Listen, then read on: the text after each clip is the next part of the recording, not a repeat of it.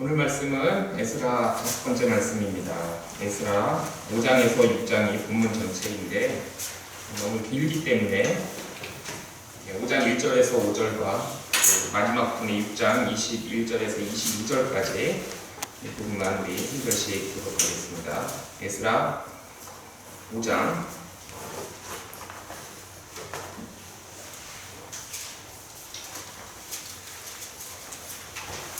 1절로 5절, 그리고 6장 21절에서 22절, 그러니까 한 절씩 교독하겠습니다.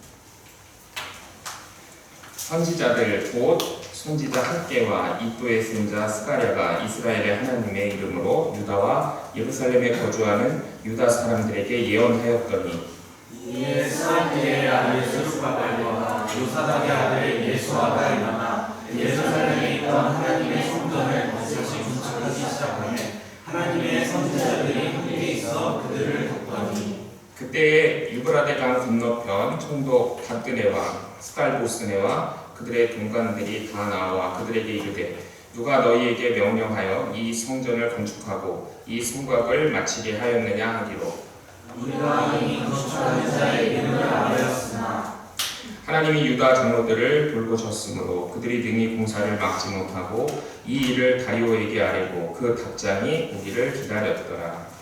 6장 21절 22절 우리 함께 같이 읽겠습니다. 6장 21절 22절 함께 읽겠습니다. 사로잡혔다가 돌아온 이스라엘 자손과 자기 땅에 사는 이방 사람의 더러운 것으로부터 스스로를 구별한 모든 이스라엘 사람들에게 속하여 이스라엘의 하나님 여호와를 찾는 자들이 다 먹고 즐거움으로 이래 동안 무교절을 지켰으니 이는 여호와께서 그들을 즐겁게 하시고 또 아스루 왕의 마음을 그들에게로 돌려 이스라엘의 하나님이신 하나님의 성전을 건축하는 손을 힘있게 하도록 하였음이었더라. 아멘. 잠시 기도하겠습니다. 은혜로우신 하나님 아버지 감사합니다. 오늘 이렇게 또 귀한 시간 저희들에게 주셔서 또 하나님의 말씀을 듣고 또 그 말씀 마음에 새길 수 있는 은혜 주심을 감사드립니다. 이 시간 주의 귀한 우리 자녀들, 우리 청년들 주님 이 자리에 나왔습니다. 하나님 이 시간 주께서 친히 말씀하여 주시고 그 말씀이 우리 형제들 자매들의 마음판에 새겨지게 하시며 이 말씀 붙들고 또 하나님 바라보며 또 한 주간 살아갈 수 있도록 주의 은혜 내려 주시옵소서. 이 시간 성령께서 함께하여 주시고 또 미천한 발걸음 주여 속히 지적하여 주시오며 주께 모든 것 맡기며 거룩하신 예수님의 이름으로 기도드립니다. 아멘. 자, 이제 12월이 얼마 안 남았죠. 우리 옆에 있는 분들 또 좌우에 있는 앞뒤 있는 분들과 이렇게 한번 인사하겠습니다. 그동안 정말 수고 많으셨습니다. 이렇게 인사하겠습니다. 예, 악수들도 좀 하시면서 정말 수고 많으셨습니다. 이렇게 인사해 주시겠습니다. 이제 올해가 얼마 안 남았어요, 그렇죠? 네. 그리고 이제 지난번까지 4번의 말씀을 우리가 봤습니다. 4번의 말씀. 그래서 지금까지 이제 다 예배 열심히 참석하신 분들이기 때문에 제가 리뷰를 하지 않아도 여러분 다 아실 것 같고요. 그래서 지난 4번의 말씀에서 보았던 것처럼 이 유다 백성들 이 성전 짓기 위해서 먼 곳에서 이렇게 돌아왔죠. 그래서 그 성전에 기초를 놓았습니다. 그래서 큰 기쁨을 맛보았죠. 그런데 이제 방해가 있었습니다. 사마리아 사람들이 방해해가지고 이 공사가 중단됐죠.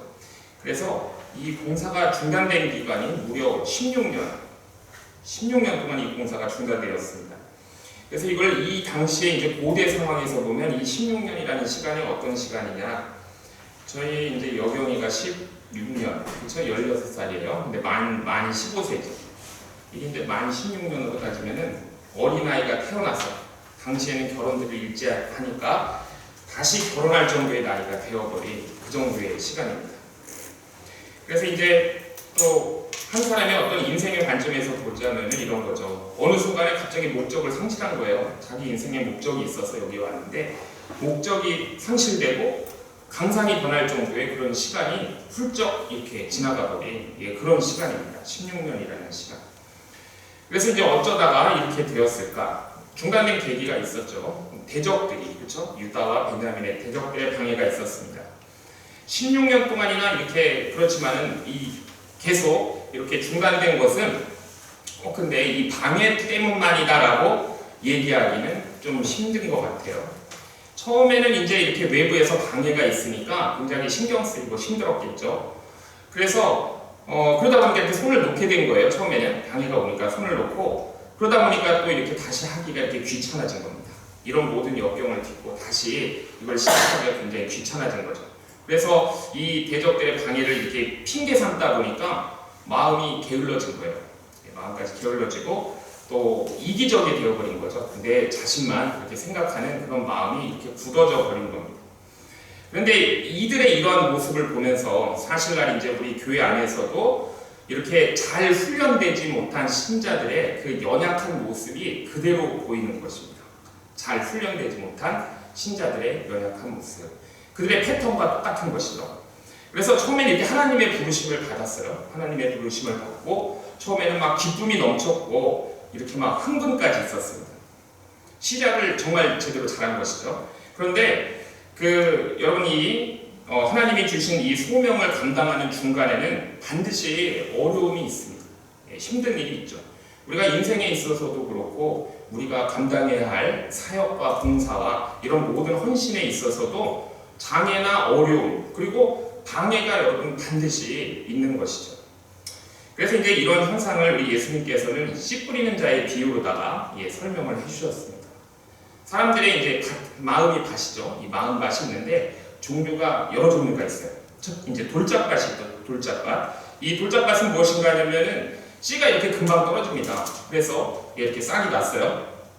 그래서 기쁨으로 이렇게 시작을 했는데 환난이나 박해나 이런 것이 오면 감당을 못하는 것이죠. 그래서 이렇게 손을 놔버리는 것, 열매를 맺지 못하는 것, 이게 우리들의 마음밭, 돌짝밭일 수 있는 겁니다. 그 다음에 이제 가시덤불에 뿌려진 씨가 있었죠. 뿌리가 내리고 이렇게 싹이 자랍니다. 그런데 기운에 막혀요. 기운에 막혀서 더 이상 자라지 못하는. 그런데 여기서 말하는 그 기운이라는 것은 무엇이냐? 세상의 염려, 재물에 대한 유혹, 그리고 우리 인간 마음 안에서 피어오르는 그런 각양각색의 그런 욕심들, 이런 기운이 싹이 이렇게 자라는 것을 막아버리는 거죠. 그래서 거기서 멈춰버리는 것입니다. 그래서 이런 이제 방해 때문에 이제 마음속에는 이 긴장이 이렇게 고조가 되고 또 인간관계가 이렇게 복잡해지죠. 그래서 이렇게 막 피곤해져요. 피로감이 막 쌓이게 됩니다. 그래서 약한 사람은 어떻게 되냐면 그냥 이렇게 손을 놓아버리고 이렇게 포기하게 되는 것이죠. 마찬가지입니다. 지금 이 귀환한 백성들의 상태가 이 하나님의 기적적인 역사로다가 귀환해서 성전 공사를 이렇게 시작을 했어요. 그래서 성전 지대, 기초 공사를 이렇게 다 해서 막 이렇게 흥분하고 막 기쁨의 체험이 이렇게 했는데 외부에서 이제 어려움이 오니까 거기서 중단돼 버린 거죠. 그래서 아예 손을 놓고 이렇게 인생의 목적을 상실하고 그냥 이 생활 속에 생활인으로 삶의 그 쳇바퀴 속으로 빠져 들어가서 헤어나지 못하게 되어온 것이죠. 그래서 16년의 시간이 그냥 이렇게 지나가 버린 겁니다. 그래서 하나님께서 근데 이들을 그냥 가만히 두셨나? 그렇지 않습니다. 어떻게 하셨냐 하면은 오늘 말씀을 통해서 알 수 있듯이 하나님께서 이렇게 목적을 상실한 이들에게 선지자를 보내셨습니다. 그래서 그 선지자를 통해서 하나님의 말씀으로 깨우치시는 것을 우리가 이 5장과 6장에서 볼 수가 있는데 오늘 보면 5장 1절에 나오듯이 선지자 학개와 스가랴라는 이 선지자의 이름이 언급이 되어 있죠. 따라서 이 에스라서는요, 우리가 이제 학개에서 스가랴서와 함께 읽어야지 더 깊은 의미를 알 수 있는 그런 말씀입니다. 구약이 이제 선지서 또는 예언서라고 하는 것들이 있죠. 구약 성경에. 그래서 이 선지서 중에 포로 전에 기록된 선지서가 있고 포로 후기에 기록된 선지서가 있는데 이 포로 후기에 기록된 선지서가 바로 세 가지입니다. 학개, 스가랴, 말라기. 그리고 이 구약의 이제 마지막 책이 말라기죠. 이거는 학개, 스가랴보다 시간이 더 지난 후에 기록된 선지서입니다. 그래서 이 세 개의 선지서 학개, 스가랴, 말라기 중에 이 포로 후기에 활동했던 선지자 학개, 스가랴는 우리가 이 나누고 있는 이 에스라서와 같이 읽어야 되는 여러분 선지서입니다. 그래서 오늘 학개의 말씀을 굉장히 많이 인용하게 될 텐데 같이 읽으면 이 에스라서, 느헤미야서의 말씀을 더 깊이 있게 우리가 알 수가 있습니다. 다리오 왕 2년 성전 공사가 중단된 후 이렇게 16년이 지났을 때 하나님의 말씀이 학개 선지자에게 임했습니다. 그래서 학개서 1장 2절 말씀을 보면 이 백성들이 하고 있는 말을 하나님께서 그들에게 다시 상기시켜 주시는 말씀이 나와요. 그러니까 백성들이 늘 하고 있는 말이죠. 그걸 하나님께서 다시 그들에게 말하시면서 그들을 일깨워 주시는 그런 말씀이 나오는데, 깨우치시는 호중의 말씀이 학개서 1장에 나옵니다. 이 백성들이 하는 말이 이렇습니다. 만군의 여호와가 이같이 말하여 이르노라. 이 백성이 말하기를 여호와의 전을 건축할 시기가 이르지 아니하였다 하느니라. 이 백성들이 이렇게 말한다는 것이죠. 그래서 이들이 지금 아예 이렇게 손을 놓고 있으면서 이 대는 핑계가 이런 것입니다. 그것을 하나님께서 이렇게 따져 물으시는 것이죠. 이들의 핑계. 여러분, 우리도 이제 신앙생활 하면서 많이 듣고 또 우리가 많이 하는 핑계가 바로 이런 것입니다. 저도 몇 번 얘기한 것 같아요. 아직은 때가 아니다. 아직은 때가 아닌 것 같다. 그래서 이들은 여러분 아직은 때가 아니다 이렇게 하면서 16년을 여러분 그냥 시간을 흘려보냈습니다. 그래서 우리가 이제 3장 4장 요 앞전의 말씀에서 보았던 것과 이 분위기가 완전 다르죠. 예, 이들의 분위기가 완전 180도 변했습니다. 그때는 이제 사마리아 사람들이 와서 막 성전 건축을 같이 하자 그랬잖아요. 그렇죠? 성전 건축 같이 하자 그랬는데 막 그거 거절하고 막 자신만만했습니다. 우리 힘으로 우리가 한다 이렇게 막 큰 소리를 칠 정도로 그때는 막 이렇게 자신만만했는데, 일단 여러분이 이렇게 손을 딱 놓고 나니까 다시 고생하고 싶지 않은 거죠. 그렇죠? 네, 다시 고생하고 싶지 않은 겁니다. 먹고 살기도 힘든데, 그렇죠? 그러면서 이 현재의 상황을 합리화하면서 이렇게 얘기하는 것이죠. 학개서 1장 2절에 나오는 말씀, 지금은 때가 아니다. 아직 때가 아닌 것 같아. 이렇게 얘기하고 있는 겁니다. 이제 이렇게 16년이 흘렀습니다. 그럼 여러분 이들이 16년 동안 뭐 했을까요? 땅을 일구고, 집을 짓고, 그렇죠? 애들 키우고 이렇게 했겠죠? 그러니까 여러분 이렇게 하다 보면 어떻게 돼요? 일은 점점 늘어나는 거예요. 그렇죠? 예, 일은 점점 늘어납니다. 그래서 애초에 이제 그들이 돌아온 목적, 그들의 이제 인생의 목적, 그들이 하나님으로부터 받았던 그 감동, 그들이 소명, 바로 그 성전 재건의 그 사명이 이제 뒷전으로 살짝 이렇게 밀려나는 거예요. 그래서 이걸 다시 시작해야 되겠다 하는 그런 의욕조차도 이제 사실 없어져 버린 거죠. 그때 하나님께서 이들을 어떻게 하셨습니까? 바로 이 선택받은 이 하나님의 백성들 하나님께서 그냥 두시지 않으셨죠. 그래서 이렇게 16년이 지나도 때가 아니다라고 이렇게 핑계만 대고 있으니까 하나님께서 선지자를 보내가지고 그들의 실상을 이렇게 보여주고 있는 것이죠. 너희들이 지금 이런 상태다라고 이렇게 하나님께서 보여주시는 것입니다. 먹고 사는 일에 지금 바빠가지고, 그래서 본래의 그 목적, 성전 재건 이렇게 버리고 핑계쳐 버리고 지친 삶의 모습을 하고 있는 그들의 모습을 하나님께서 이렇게 보여주시는 그런 말씀입니다.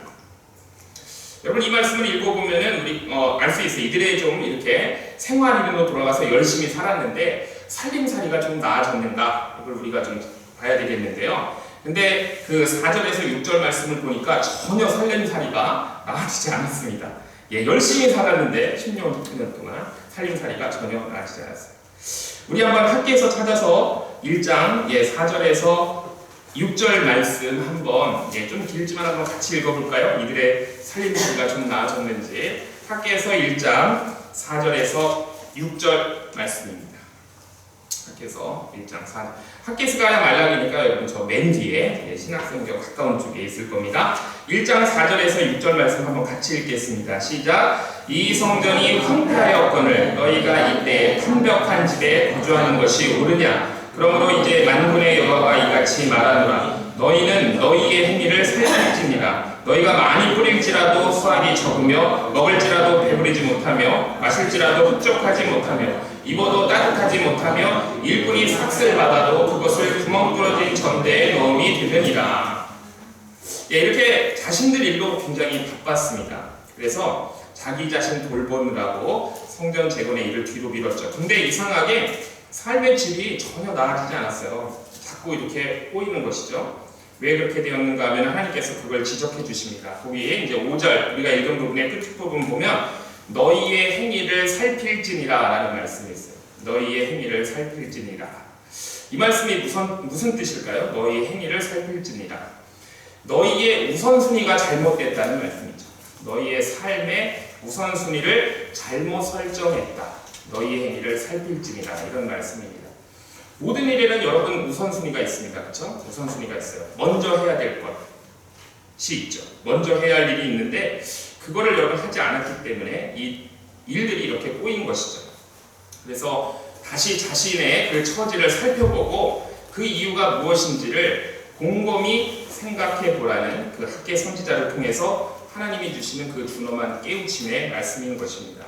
또 그들의 숨겨진 마음도 지적하십니다. 4절에서 5절 말씀 보면 이 성전이 황폐하였거늘 너희가 이 판벽한 집, 좋은 집을 얘기합니다. 이 좋은 집에 거주하는 것이 옳으냐 이렇게 말씀을 하고 계세요. 숨겨진 그들의 마음이 드러나고 있죠. 성전이 이렇게 황폐되었는데 너희들이 생각하는 그 좋은 집에 거주하는 것이 옳다고 생각하느냐 이렇게 물으시는 거죠. 그래서 너희 행위를 한번 살펴봐라 이렇게 말씀하시는 것입니다. 여러분 근데 이제 사실 그 율법에 보면 구약의 율법에 보면 성전 지으라는 명령은 여러분 전혀 없습니다. 성전 지으라는 명령은 없어요. 장막을 짓게 하셨습니다. 장막. 그리고 그 이제 장막에 여호와의 법궤가 있게 하셨죠. 성전 지으라는 말씀은 없었어요. 거기에 그 여호와의 말씀이 있게 한 거죠. 장막을 지으고. 자, 이거 하나님께서 요구하시지 않은 겁니다. 근데 이게 왜 성전이 왜 지어지게 되었는가? 다윗이 이제 왕위에 오르고 난 뒤에 이제 자기가 안정이 된 거예요. 모든 것이 안정이 되니까. 그런데 이제 자신은 굉장히 호화롭고 이 편한 집에 자기는 이렇게 거주하는 것이죠. 근데 하나님께서는 저 장막 가운데 계시는 것이 다윗 자기가 생각할 때 너무 마음이 아팠습니다. 그래서 그가 하나님을 진심으로 사랑하기 때문에 그 사무엘하 7장 2절 말씀에 보면 다윗이 선지자 나단을 불러요. 그래서 이렇게 얘기합니다. 보소서 나는 이 백향목 궁에 살거늘 하나님의 괴는 아직도 저렇게 초라한 휘장 가운데 있습니다. 이렇게 자신의 마음을 나단 선지자한테 이렇게 표현을 합니다. 하나님께서 그 누구에게도 성전 지으라고 그렇게 말씀하시지 요구하시지 않았지만은 다윗이 보기에는 너무 이제 마음이 안쓰러운 거예요. 그래서 하나님이 거하실 곳을 내가 지어드려야 되겠다라는 마음을 다윗이 이제 먹게 된 겁니다. 그래서 다윗이 한 말이 이겁니다. 나는 이렇게 좋은 집에 사는데 하나님의 괴는 저렇게 초라한 휘장 가운데 있습니다. 라고 이렇게 얘기를 하는 것이죠. 그래서 성전이 지어지게 된 것입니다. 그래서 하나님께서 그 성전을 기뻐 받으셨죠. 그래서 하나님이 거하시는 집으로 하나님께서 거기에 기름을 부으셨습니다. 내 이름을 거기에 두겠다 이렇게 하셨죠. 그래서 여러분 이 성전이 이제 시작이 된 것입니다. 그런데 이제 세월이 흘렀어요. 그래서 그 성전이 이제 인간의 죄로 이게 이제 무너졌죠. 그래서 이들이 이제 다시 세울 수 있도록 이들을 귀환시키신 거예요. 그래서 재건하도록 이렇게 허락하신 것이죠. 그런데 그 이제 성전 짓겠다고 돌아온 사람들의 마음이 우리가 지금까지 본 말씀과는 다르게 변하는 것이죠. 하나님께서 성전 짓게 하시겠다는 건 여러분 하나님께서 함께 하시겠다는 그런 말씀이잖아요. 성전을 재건케 하시겠다는 것은 하나님께서 그들과 함께 하시겠다는 것입니다. 그런데 여러분 하나님께서 거하시는 곳이 성전이라고 그랬으니까.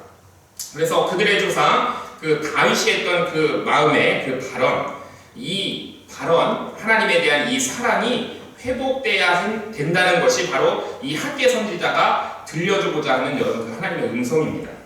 이 양심, 우리 마음에 있는 이 양심, 그리고 하나님을 향한 그 사랑이 회복돼야 된다는 것. 이것이 바로 학계 선지자를 통해서 그리고 그들에게 그리고 우리에게 주시고자 하시는 그런 하나님의 호소인 것이죠. 메시지인 것이죠. 그래서 여러분 예전에 이렇게 다윗이 성전 지어드리고 싶어서 이 말씀 드렸을 때 정말 하나님의 반응이 여러분 놀랐습니다. 이 다윗의 마음이 참 기특하고 예쁘다고 하나님께서 생각하셨어요. 그래서 하나님께서 완전 감동받으셨습니다. 여러분 하나님은 감동받으세요? 누구한테 감동받으세요? 사람한테 감동받으십니다. 그래서 하나님은 사람에게 이 다윗에게 완전 감동받으셨어요. 예전에 여러분 또 한 번 감동받으신 적이 있는데 아브라함이죠. 아브라함한테도 감동받으셨습니다. 그래서 하나님께서 다윗의 이 말에 감동받으시고 약속하십니다. 사무엘하 7장 8절에서 9절 말씀 보면 내가 너를 이스라엘의 영원한 주권자로 삼아서 내 이름을 위대하게 만들어 주겠다. 적으로부터 모든 대적으로부터 너를 지켜주겠다. 이렇게 하나님이 감동받으시고 약속하시죠.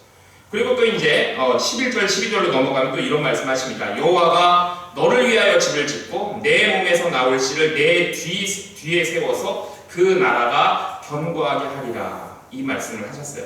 이게 이제 무슨 말씀이냐면 다윗이 하나님의 집을 지어드리고 싶었잖아요. 그래서 이제 그렇게 하려고 했는데 하나님이 그것을 기특하게 보시고 허락하시면서 오히려 하나님께서 내가 내 집을 지어주겠다, 내 가문에 복을 주겠다, 하나님께서 이렇게 말씀하셨습니다. 이게 여러분 정말 잘 되는 사람의 모습이죠. 그렇죠? 이게 정말 잘 되는 사람의 모습입니다. 우리가 하나님의 집을 지어드린다고 할 때 하나님이 우리들에게 내가 너의 집을 지어주겠다, 내가 너의 가문에 복을 주겠다, 이렇게 하시는 그런 말씀입니다. 반면에 이제 성전 짓기 중단하고 이 지금 자신의 앞가름에 이렇게 급급해지는 이 귀한 자들, 오늘 말씀에 나오는 자들이죠. 아무리 애를 써도 일이 잘 안 풀리는 거예요. 여러분 이런 느낌 아세요? 아무리 내가 열심히 하는데 일이 잘 안 돼요. 막 꼬이고 잘 안 됩니다. 저는 좀 알 것 같아요. 어떤 느낌인지. 자, 그래서 학교에서 1장 6절에 씨를 많이 뿌렸어요. 그래서 보니까 많이 거둘 것 같아요. 근데 수확이 없는 거죠. 예. 그리고 배불리 잘 먹었어요. 근데 헛헛해요. 자, 이거 뭐 라면이라도 하나 끓여 먹어야 되는 건지. 자, 이 배가 안 부릅니다. 자, 그리고 마셨는데도 계속 목마름이 있고 갈증이 있어요. 흡족함이 없어요. 잔뜩 껴입었어요. 근데도 추워요. 전혀 따뜻하지 않아요. 그리고 이제 일을 열심히 했습니다. 그래서 이 삭군이 이 삭스를 받았어요. 일꾼이 삭스를 받았습니다. 그래서 돈 좀 벌었는 줄 알았어요. 그런데 이 전대, 지갑에 이렇게 구멍이 뚫린 것처럼 이 돈들이 다 새나가는 거예요. 예, 여기저기서 새나가요. 비어 있는 거죠. 그렇죠? 여러분 이게 이제 왜 그런 것인가? 하나님께서 그 이유를 설명하시면서 명령을 하시죠. 그게 학개서 1장 7절에서 11절 말씀입니다. 한번 거기 찾아볼까요? 학개서 1장 7절에서 11절 말씀. 하나님께서 왜 그런지 이유를 설명하시면서 또 명령을 주십니다. 주님께서 우리에게 또 기억하라고 주시는 그런 말씀이기 때문에 우리가 또 마음에 새기면서 함께 좀 길죠? 7절에서 11절까지 한번 천천히 읽었으면 좋겠습니다. 자, 같이 읽겠습니다. 시작. 만군의 여호와가 말하노라 너희는 자기의 행위를 살필지니라. 너희는 산에 올라가서 나무를 가져다가 성전을 건축하라. 그리하면 내가 그것으로 말미암아 기뻐하고 또 영광을 얻으리라. 여호와가 말하였느니라. 너희가 많은 것을 받았으나 도리어 적었고 너희가 그것을 집으로 가져갔으나 내가 불어버렸느니라. 나 만군의 여호와가 말하노라 이것이 무슨 까닭이냐? 내 집은 황폐하였으되 너희는 각각 자기의 집을 짓기 위하여 빨랐습니다. 그러므로 너희로 말미암아 하늘은 이슬을 그쳤고 땅은 산물을 그쳤으며 내가 이 땅과 산과 곡물과 새 포도주와 기름과 땅의 모든 소산과 사람과 가축과 손으로 수고하는 모든 일에 한죄를 들게 하였느니라. 이 말씀을 읽으면은 뭐 참 안타깝다라는 그런 생각밖에 들지 않습니다. 그런데 여러분 이 먼 길을 왔던 귀한 자들은 역시 훌륭한 사람들이었어요. 신실한 사람들이었습니다. 이렇게 소명 떠나가지고 목적 없이 이렇게 오랜 기간 살았는데 이 선지자를 통해서 하나님 말씀이 임하니까 그들이 깨우침을 바로 받았습니다. 그리고 그 하나님의 말씀에 즉시 회개하고 순종하는 모습을 보였습니다. 이들이 그래서 훌륭한 점이 바로 이런 점이에요. 말씀이 임하니까 바로 회개하고 순종하고 돌아왔습니다. 학개서 1장 9에서 12절에 스알디엘의 아들 스룹바벨과 여호사닥의 아들 대제사장 여호수아와 남은 모든 백성이 그들의 하나님 여호와의 목소리와 선지자 학개의 말을 들었으니 이는 그들의 하나님 여호와께서 그를 보내셨습니다. 백성이 다 여호와를 경외하며 이렇게 말씀하고 있죠. 스알디엘의 아들 스룹바벨과 여호사닥의 아들 대제사장 여호수아 남은 모든 백성들이 그들의 하나님 여호와 목소리와 선지자 학개의 말을 들었다 그랬습니다. 들었다. 제가 이제 전에도 말씀드렸지만 들었다는 여러분 이렇게 그냥 한 귀로 듣고 한 귀로 흘려버리는 것이 아니라 그랬죠. 여러분 이 구약 성경에서 듣다라는 동사 샤마 쉐마 이스라엘 할 때 그 쉐마 들어라죠. 그 명령형 샤마 듣다라는 말은 여러분 무슨 말과 동격이라고 그랬어요? 똑같은 거라고 그랬어요? 순종하다라고 그랬죠? 여러분 어떨 때는 듣고 어떨 때는 순종하다로 쓰이는 것이 아니라 이 샤마는 듣다 이퀄 순종하다예요. 그래서 이들이 들었다라는 것은 순종했다 여러분 이런 의미입니다. 그래서 이들이 하나님의 말씀을 가슴에 새기고 바로 순종했습니다. 그래서 그들의 반응이 뭡니까? 백성이 다 여호와를 경외하며 이렇게 말씀하시고 있죠. 백성이 다 여호와를 경외하기 시작했습니다. 하나님 믿고 살았는데 이제 그분 앞에 마음을 이렇게 돌이키는 것이죠. 우리가 여러분 하나님 앞에서 사는 길은 그러니까 한 가지밖에 없는 겁니다. 우리가 회개하는 것이고 마음을 돌이키는 것이고 그리고 이렇게 회개하며 사는 것입니다. 순종이 바로 하나님 앞에서 우리가 사는 길인 것이죠. 그래서 여러분 이들이 이렇게 하자마자 하나님께서 그들과 이제 동행하시죠. 13절 학계 1장 13절 말씀 보면은 하나님께서 그들에게 또 이렇게 말씀하십니다. 그때에 여호와의 사자 학계가 여호와의 위임을 받아 백성에게 말하여 이르되 여호와가 말하노니 내가 너희와 함께 하노라 하니라.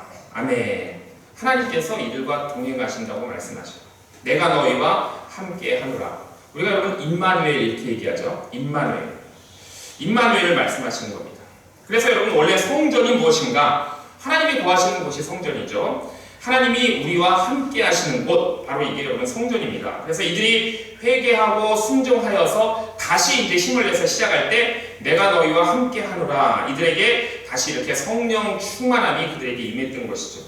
그래서 그들이 이제 예루살렘으로 돌아오게 되었던 것, 하나님께서 그들의 마음을 움직이신 것이잖아요. 하나님 주신 감동으로 이렇게 돌아왔다가 16년 동안 그 감동 있고 살았습니다. 맹맹하게 자기 일하면서 그냥 살았는데 하나님 말씀을 받으니까 바로 즉시 회개하고 순종해서 하나님의 감동이 다시 이렇게 밀려오는 것이죠.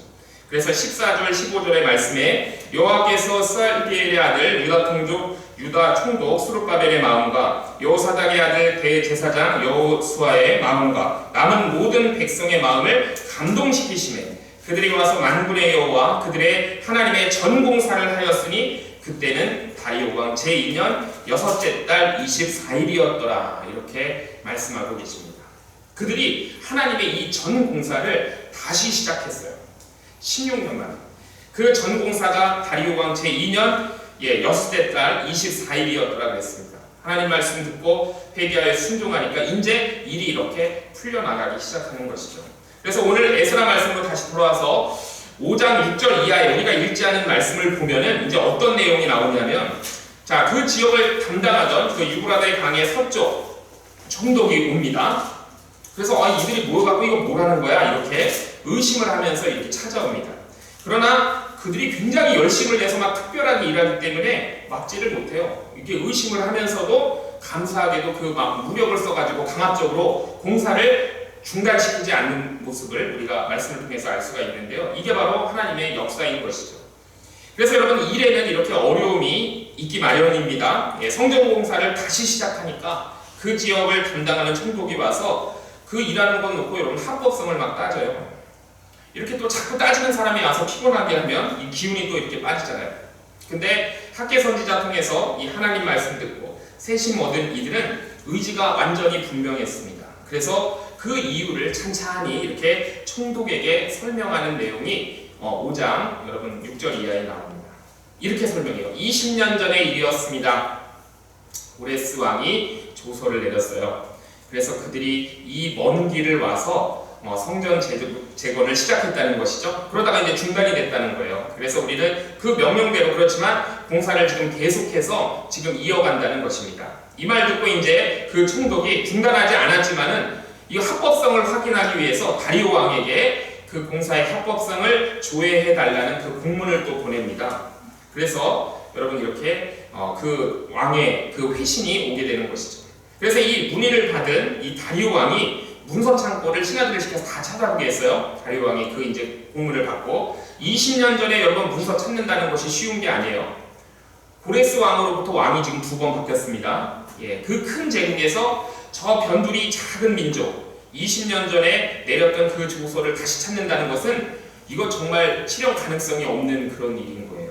여러분 그냥 우리가 말씀을 통해서 그렇구나 이렇게 볼 수 있지만 이게 여러분 굉장히 힘든 일이죠. 확률적으로 어려운 것입니다. 그런데 다리오 왕은 이 공사의 합법성 묻는 질문을 이렇게 받아가지고 찾아보게 했어요. 근데 이제 이게 나온 것이죠. 이 조서가 나왔습니다. 그래서 보물을 쌓아둔 그 보물 전각에서 그걸 뒤지다가 발견했는데 20년 전에 고레스 왕의 그 조서를 담은 두루마리를 발견하게 되는 것이죠. 그래서 이것을 발견해 됐다는 것, 이것도 굉장히 신기한 것이죠. 옛날에 고레스 왕이 그런 포고문을 내렸다는 것도 정말 신비로운 일이지만은 이 조서가 다시 20년 만에 발견됐다는 것도 여러분이 굉장히 신비한 일이에요. 옛날에 그 조서만큼이나 신비한 하나님의 역사하심과 이게 하나님의 선물인 것입니다. 그래서 찾은 두루마리를 그 다리오 왕이 읽어봅니다. 그랬더니 정말 그 유다인들이 말하는 것처럼 그 내용이 적혀 있는 거예요. 그때 이제 그 다리오 왕에게 강력한 이제 하나님의 역사가 일어나는 것이죠. 여러분이 그 페르시아의 법제도가 우리가 에스더 말씀을 읽으면은 좀 나와요. 그 페르시아의 법제도는요, 한번 이렇게 왕이 명령을 내리면 그 왕명은 여러분 다시 그 왕도 바꿀 수가 없어요. 절대 바꿀 수가 없습니다. 이게 페르시아 법제도의 그때 관행이었어요. 이런 이 법제도의 그 관행적인 것도 있을 수 있죠. 옛날에 고레스 왕이 그 포고문을 내렸으니까. 그러나 이 다리오 왕이 그 이전에 고레스 왕의 조서보다 더 적극적인 시행령을 내리는 것을 말씀을 통해서 우리가 볼 수가 있어요. 더 적극적으로 시행령을 내립니다. 우리가 이제 5장, 6장을 다 읽지는 못했지만은 에스라 6장 6절에서 12절에 기록된 그 말씀을 보면 이 다리오 왕이 다시 시행령을 내리는 것, 그 시행령의 내용이 나오고 있습니다. 제가 좀 정리해서 말씀드릴게요. 자, 첫 번째 명령은 뭐냐면 이런 겁니다. 이제 당신들 그 지역의 총독들을 얘기해요. 성전 공사하는데 자꾸 다가가지 말라는 거예요. 이 명령을 내립니다. 접근하지 말라는 거예요. 왜 그러냐면 방해하지 말라는 얘기죠. 예, 그렇게 못을 쾅쾅 박았습니다. 이 사람들로 하여금 이 성전 건축 현장에 가까이 하지 못하게 금령을 내렸어요. 예, 다른 사람들 오지 못하도록. 그래서 법으로 이 성전을 지을 수 있도록 철저하게 보호했습니다. 이 다리오 왕이. 자, 그 다음에 이제 두 번째 명령은 뭐냐면 굉장히 극적인 전환이 일어나요. 이 가뜩이나 이 사람들이 의혹의 눈길로다가 이런 질문을 보냈잖아요.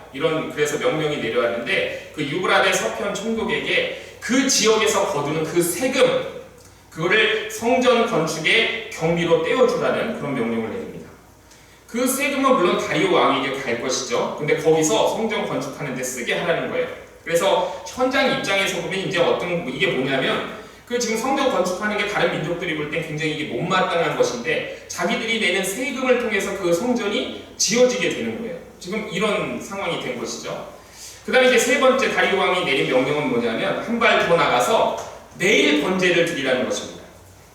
그런데 이 번제에 이제 소용되는 각종 재물이 있잖아요. 그 재물을 그 지역에서 공급하게 하라는 거예요. 그 지역에서 번제를 드리면서 대신 그 다리오 왕을 위해서 기도하라는 그런 명령을 내리게 됩니다. 물론 여러분 이 페르시아가 당시에 이제 다신교 그런 사회예요. 그래서 그게 이제 별로 이상한 것은 아니지만은 그 20년 전에 고레스 왕의 조서를 이 다리오 왕이 찾아 읽으면서 그 고레스 왕이 느꼈던 그런 신비한 감동을 자신도 느꼈던 것 같아요. 그래서 유대인들이 섬기는 그 신에 대한, 하나님에 대한 두려움을 느꼈고 그 위험을 느낀 것이죠. 그래서 이렇게 지시를 내린 것입니다. 저 사람들이 섬기는 신에게 기도하도록 해야 되겠다. 그래서 매일 번제가 끊어지지 않게끔 그 번제의 제물을 그 지역에서 공급하도록 그렇게 명령을 내렸어요. 그래서 그 지역에 방해하던 사람들이 세금도 낼 뿐만 아니라 또 중단되지 않도록 계속 번제물을 공급하게 하는 거예요. 이렇게 하나님께서 도우신 것이죠. 그 다음에 이제 네 번째 명령은 뭐냐면 마지막 명령은 분명하게 못을 쾅쾅 받습니다. 이 명령은 다리오 왕이 내린 이 조서는 결코 변조할 수 없는 것이니 바꿀 수 없는 것이니 공사를 하되 신속하게 진행하라 이런 명령을 마지막으로 내립니다. 또 이렇게 방해가 오나 했죠. 그쵸? 유브라데 서편에 있는 총독이 찾아와서 합법성을 물으니까 또 방해가 오는가 싶었는데 그런데 이들이 하나님의 말씀을 받고 즉시 회개하고 순종하고 결단하고 나아가니까 위기가 오히려 기회가 된 것이죠. 그래서 오히려 공사가 굉장히 빨라지게 되었습니다. 이 공사가 이 다리오 왕의 이 명령을 받아서 이 조서를 받아가지고 신속하게 진행될 수 있게 되었어요. 그래서 건축에 이제 박차를 가하게 됩니다. 선지자 학개와 스가랴가 이제 격려를 하고요. 그래서 에스라 6장 15절의 말씀에 나오는 것처럼 다리오 왕 제6년 2월에서 3월경에 이제 드디어 이 성전이 완공이 됩니다. 다리오 왕 6년 2월에서 3월경. 우리가 그 아까 학개서 1장 15절의 말씀에서 다리오 왕 2년 6월에 시작했다 그랬죠. 근데 완공이 다리오 왕 6년 2월에서 3월 사이에 끝났습니다. 제가 월은 좀 번역을 했어요, 여러분. 쉽게. 그래서 보니까 4년이 안 걸렸어요. 4년이 안 걸렸는데 여러분 이 성전을 완공했습니다. 오늘날 길도로 보면은 정말 4년 동안 교회이 예배당을 지었다 그러면 엄청난 예배당을 지은 것이죠. 근데 그때와 지금은 여러분 기술력이 다른 거예요. 4년. 이 4년이 여러분 굉장히 빠르게 진 거예요. 여러분 그 16년 동안 이 공사가 멈췄었잖아요. 예, 근데 여러분 이게 지금 4년이 안 걸렸는데 여러분 그 나중에 이 성전이 이제 헤롯이 이걸 증축하잖아요. 48년 동안 증축을 합니다. 그런데 여러분 증축에도 48년 걸리는데 여러분 이거 4년도 안 걸려서 다 지었다는 것은 정말 엄청난 속도로 굉장히 빠른 속도로 지은 것입니다.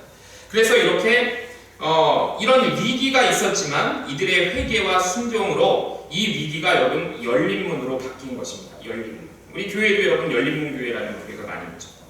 교회, 열린문교회. 여러분 이 열린문에 대한 말씀이 계시록에 나옵니다. 빌라델피아 교회에게 주셨던 하나님의 복이 바로 열린문인데 계시록 3장 7절에 이렇게 말씀이 나와요.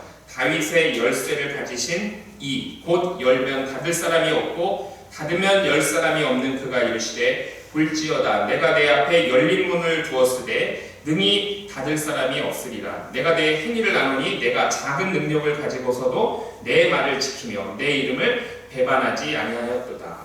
그래서 여러분 오늘 말씀을 보면 이렇게 또 방해가 있어서 닫히는가 했어요. 아, 문이 닫히는구나. 그런데 하나님께서 정말 기가 막힌 방법으로 그들 앞에 활짝 이렇게 문을 열어두셨습니다. 어떻게 그렇게 됐느냐? 회개하고 순종하면 하나님께서 이렇게 문을 열어주시는 역사를 보여주시는 거죠. 여러분 이게 우리들에게도 오늘날 우리에게도 마찬가지인 거죠. 우리 신앙생활의 비결도 바로 이런 것입니다. 사실 이렇게 지었던 이게 여러분 두 번째 성전이잖아요. 그렇죠? 첫 번째 성전 다윗이 다 준비해서 솔로몬 때 지어진 그 솔로몬 성전, 그게 인간의 죄로 말미암아 다 무너지고 없어지고 두 번째 지어진 이 성전, 수바벨 성전. 이 성전이 또 많은 세월이 지난 후에는 이 헤롯이 이렇게 증축을 한다고 했잖아요. 아름답게 굉장히 꾸몄습니다. 이건 자기 영광을 위해서 한 것이지 하나님을 사랑하는 마음은 아니었습니다. 그래서 예수님 때에 46년, 48년 정도 걸려가지고 아름답게 만들었어요. 그래서 예수님의 제자들이 그거 보면서 감탄하는 내용이 나오잖아요. 복음서에. 그래서 예수님께서 근데 그 성전 보면서 안타까워하셨죠? 너희가 아버지의 집, 만민이 기도하는 집을 강도의 굴열로 만들었다. 이렇게 말씀하시면서 안타까워하셨죠. 그리고 예언하셨습니다. 돌 하나도 남지 않고 다 무너지리라. 그래서 예수님이 예언하신 대로 주 70년에 여러분 그 로마와 유다와의 그 전쟁 가운데 성전이 다 불타버리고 그 흔적도 없이 여러분 다 없어져 버렸죠. 그 성전 바깥쪽에 있던 외벽, 서쪽에 있던 외벽만 지금 남아있는 것이지 성전이 남아있는 건 아니에요. 여러분 그 벽이 바로 통곡의 벽이죠. 그래서 그들은 지금도 그 통곡의 벽에서 통곡하고 있죠. 성전은 여러분 완전 사라졌습니다. 자, 그럼 이 성전이 이렇게 우리가 성전에 대한 얘기를 하고 있는데 왜 성전이 사라졌는가? 예수님께서 자신을 성전이라 그러셨잖아요. 그렇죠? 성전은 하나님의 임재가 있는 곳이 성전입니다. 역사상 가장 확실하고 분명한 하나님의 임재가 무엇인가? 바로 말씀이 육신이 되어 우리 가운데 거하심에 그 은혜와 진리가 충만한 바로 그 예수님이 역사상 가장 확실하고 분명한 하나님의 임재인 것이죠. 그래서 이 건물로서의 성전은 없어진 것입니다. 예수님의 예언대로 바로 예수님 당신이 성전이셨죠. 예수님이 이렇게 말씀하셨습니다. 이 성전을 헐라 내가 3일 만에 다시 세우리라. 그래서 자신의 그 몸을 가리키신 그런 말씀입니다. 옛 성전은 여러분 이 예수 그리스도의 그림자에 지나지 않는 것이에요. 진짜 성전이 이 땅에 내려온 것이죠. 말씀이 육신이 되어 하나님께서 인간의 몸에 거하시면서 성전이 되었습니다. 그리고 그 예수님께서 이제 하나님께로 돌아가신 뒤에 이 땅에 당신의 몸을 남겨놓으신 거예요. 성전을 남겨놓으셨는데 여러분 그것이 바로 뭡니까? 그리스도의 몸, 바로 교회인 것이죠. 교회. 그래서 여러분 제가 여러 번 말씀드리지만은 이 교회는 한 번도 건물을 가리키는 것이 아니라고 말씀드렸어요. 사람들의 모임이라고 말씀을 드렸죠. 100% 사람을 의미하는 것이 교회입니다. 바로 저와 여러분이 교회이죠.